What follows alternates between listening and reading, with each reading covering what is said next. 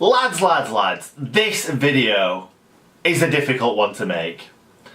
I couldn't do it the same day because I was fuming with every single player that played that game. Not once did I blame Chris Wilder because that team were more than good enough to beat Barnet. No disrespect to Barnet at all. So I think I've calmed down now, maybe just, and let's just get into it because this is going to be painful.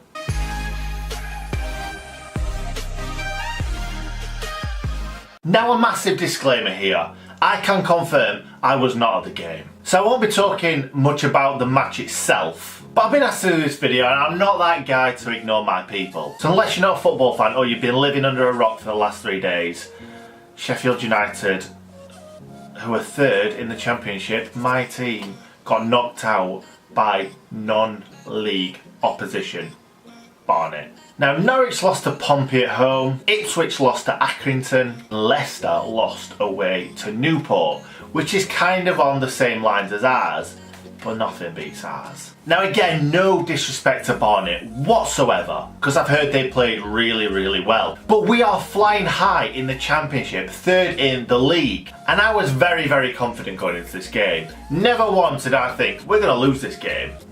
No, but what a fool I was. Now Chrissy Wilder put out a weakened side. Only one player remained in the team from the Wigan game, and that was Craney. And Craney's not going to start the next game because Basham's back from suspension. So let's take a look for a second at the team that played against Barnet. So first of all, we've got Simon Moore, who was a regular in the promotion-winning side in League One, and obviously played half of the season last season in the Championship. Then we've got Lundstrom, who was a regular for parts of last season. Then we've got Dowell, who is obviously a new player trying to impress, but he is on loan from a Premiership team, Everton. Then we've got Leon Clark, who was the top goal scorer for us in the Championship last season. Then we've got Paul Coots, who's still striving for fitness obviously, but technically one of the best players in the whole squad, never mind this team. Then we've got Kieran Freeman, who was a regular in the promotion winning side, had a lot of injuries last season, but he's played a lot of games this season and he's done quite well. Then we've got Richard Stearman, played 80 to 90% of games in the Championship last season after he'd been brought in. Keane Bryan, another new player trying to impress, still doesn't have a lot of fitness, but he's trying to impress. Then we've got Marvin Johnson, who is on the fringes of the first team, again trying to impress to get into the team.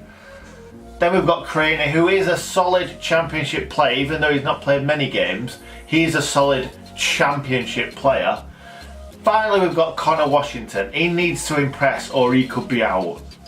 He really could. He's not going to get many chances, especially now we've signed Gary Medine. So looking at that second string team, that team should be beating a League One team, never mind a non-league team. As Wilder said, they obviously went in very arrogant, and I know Chris Wilder's not an arrogant guy. I know he won't have gone, this is easy boys, you can walk all over him. No way. Them players are the ones that were thinking that. But again, I heard that Barnet played really well, so we obviously didn't let them win. They played really well and we just weren't good enough. And we were laughing at Wednesday for not beating Luton at home. How embarrassed do we look now? I just don't get it. But again, I wasn't there, so all I can do is talk about what I've heard from the match. And apparently the only shining lights from the game were Keane Bryan, Martin Craney and Kieran Freeman. Can I say shining lights?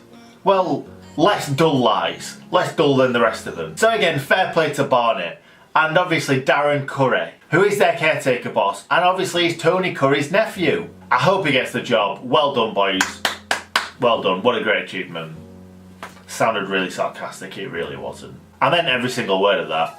Anyway, this actually might have helped our league form, because even though not one of the players that's played against Barnet will be playing against QPR, he will give them an absolute rocket and make sure that does not happen again. And hopefully we'll pick 4 wins up in 4 games. In the league, that is. We need to bounce back. Anyway, thank you for watching. I hope you enjoyed it. If you did, please smash a like down there.